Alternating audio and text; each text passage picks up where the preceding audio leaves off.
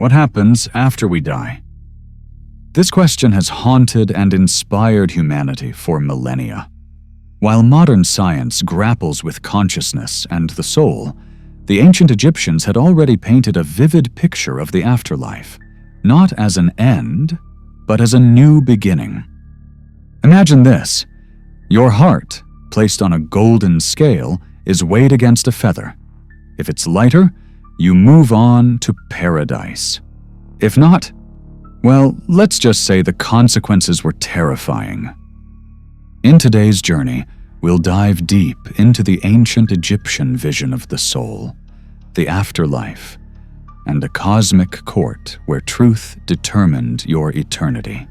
We'll connect their sacred beliefs to modern-day near-death experiences, to the science of consciousness, and to timeless questions of the human spirit. So, are you ready to step into the land of the dead?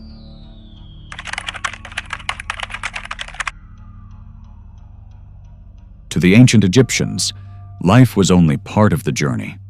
Death wasn't an end, but a transition into a new plane of existence. This afterlife, called the Duat, was believed to be a real realm, governed by gods, filled with challenges, and shimmering with divine order.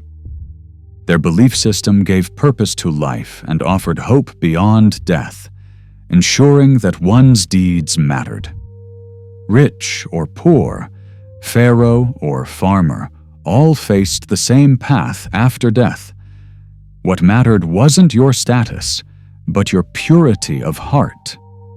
In a time when mortality was inescapable and unpredictable, this belief in an orderly afterlife was a source of profound comfort. Even today, many spiritual traditions echo this, the soul as eternal, moving through lifetimes or realms. From reincarnation in the East to the Christian idea of heaven, the Egyptian vision laid an early foundation for the idea of life beyond life.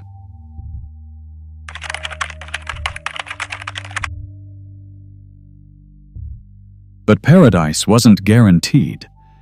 Before reaching the field of reeds, their version of heaven, the soul had to undergo a terrifying judgment, the weighing of the heart. In the hall of Ma'at, presided over by Osiris, the heart of the deceased was weighed against the feather of truth. This wasn't just metaphorical. Egyptians believed the heart recorded all of one's actions and thoughts in life. It was the seat of the soul. If your heart was heavy with lies, greed, or cruelty, the demon Ammit, part lion, part hippo, part crocodile, would devour it. Annihilation, no afterlife, no second chance. And overseeing this delicate ceremony, Anubis, the jackal-headed god of mummification and guide of souls. The idea of being judged based on one's actions echoes today in concepts like karma, or even in near-death experiences where people report life reviews, where they feel everything they've ever done, both good and bad.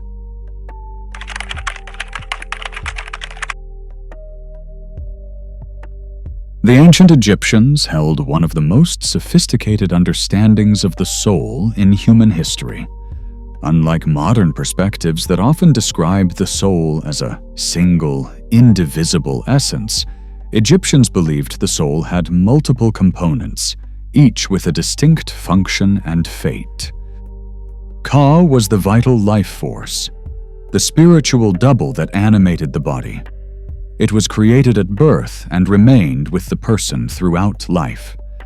After death, the Ka continued to exist, requiring offerings of food and drink placed in tombs to sustain it.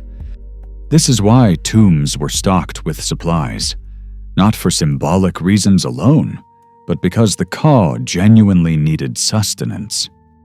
Ba represented the personality or individual identity, often depicted as a human-headed bird that could leave the tomb and return at will. The Ba allowed the deceased to travel between the physical and spiritual realms, visiting loved ones, or journeying to sacred places.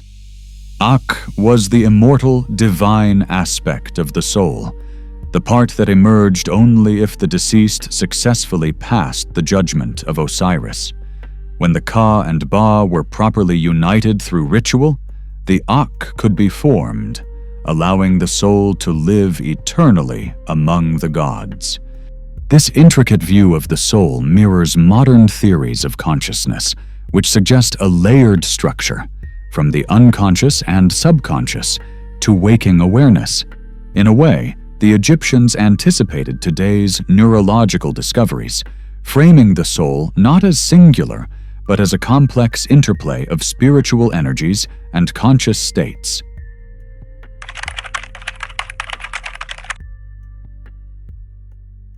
This journey through death wasn't taken alone. In the ancient Egyptian afterlife, powerful deities guided and guarded every step of the soul's passage. Osiris, the green-skinned god of resurrection, once a mortal king, became ruler of the underworld after his death and dismemberment by his brother Set. Reassembled by Isis, he now presides as the eternal judge, offering rebirth to the worthy. Anubis, the jackal-headed god, embalmed the dead and served as their escort into the hall of Ma'at. With precise hands, he weighed each heart against the feather of truth, determining the soul's fate. Horus, falcon-headed and fierce, was both the avenger of Osiris and protector of the dead. He presented each soul to Osiris, acting as divine witness and guardian of royal destiny. Thoth, the ibis-headed scribe of the gods, recorded every outcome. His role embodied wisdom, memory, and cosmic law, ensuring divine justice was preserved for eternity. These deities functioned like archetypes, guardian angels, higher selves, or spiritual guides. Even today, many believe in the presence of beings of light during near-death experiences, helping souls pass peacefully or review their lives.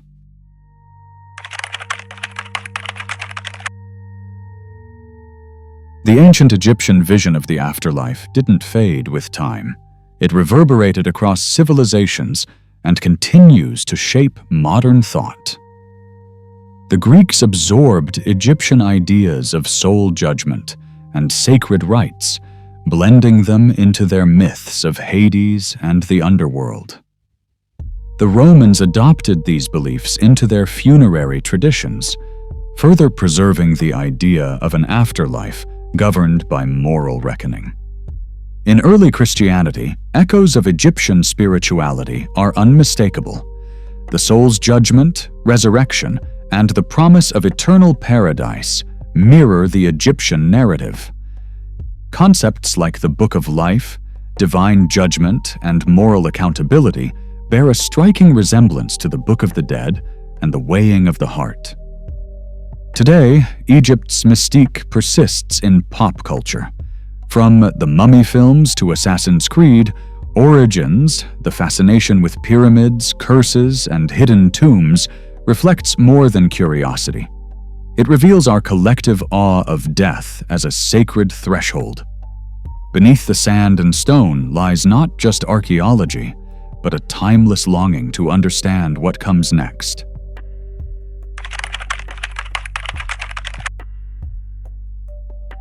Let's zoom into today, into operating rooms and hospital beds, where people claim to have crossed to the other side.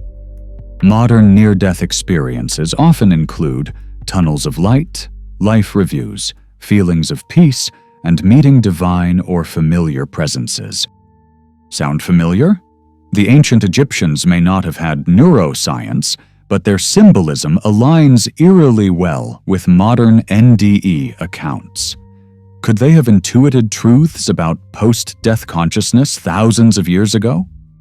Now, if all this sounds strangely familiar, the tunnels of light, life reviews, divine presences, that's because we've seen it before.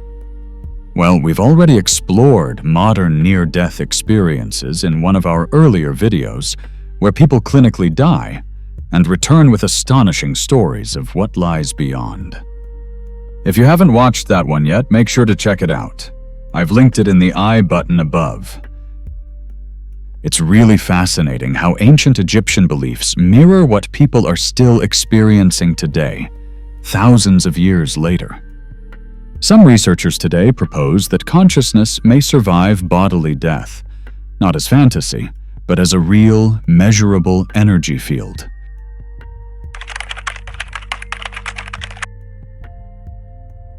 Let's revisit the Ka, the ancient Egyptian concept of the vital life force. Unlike the Ba, which represented personality and could travel between realms, the Ka was believed to dwell within the body during life and continue existing after death, requiring offerings and sustenance to maintain its energy. Today, emerging theories in quantum physics and consciousness studies suggest striking parallels. Some scientists propose that consciousness isn't merely a byproduct of brain activity, but a non-local, fundamental field, possibly akin to gravity or electromagnetism. This implies that consciousness could exist independently of the brain, surviving physical death much like the Ka was thought to.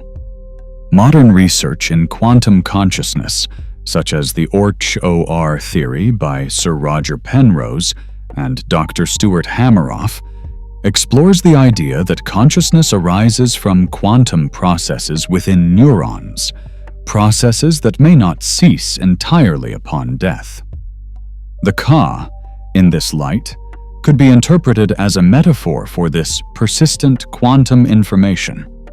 Far from primitive superstition, the Egyptians may have intuitively understood consciousness as something energetic, immortal, and interwoven with the cosmos. Their symbolic language of life force might be closer to scientific truth than we've ever imagined.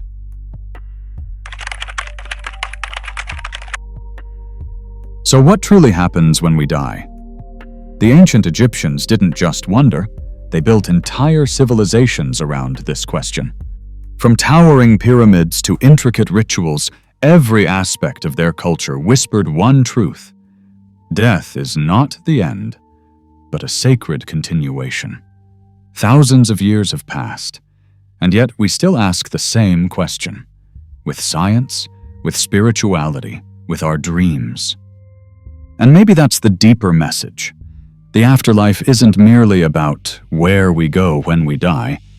It's a mirror for how we live while we're here. Do we act with truth? Do we love deeply? Do we leave our hearts light enough to pass the cosmic scale? Perhaps the journey beyond isn't about escaping life, but transcending it. By facing our truth, forgiving our shadows, and carrying a heart as weightless as Ma'at's feather. That is the real path to eternity. If this journey into the afterlife awakened something within you, a memory, a curiosity, a spark, then you're not alone. Leave a comment below. I remember the path. Share your thoughts, dreams, or even your beliefs about what lies beyond. And if you're ready to keep exploring the mysteries of the soul, spirit, and unseen worlds, subscribe to our channel.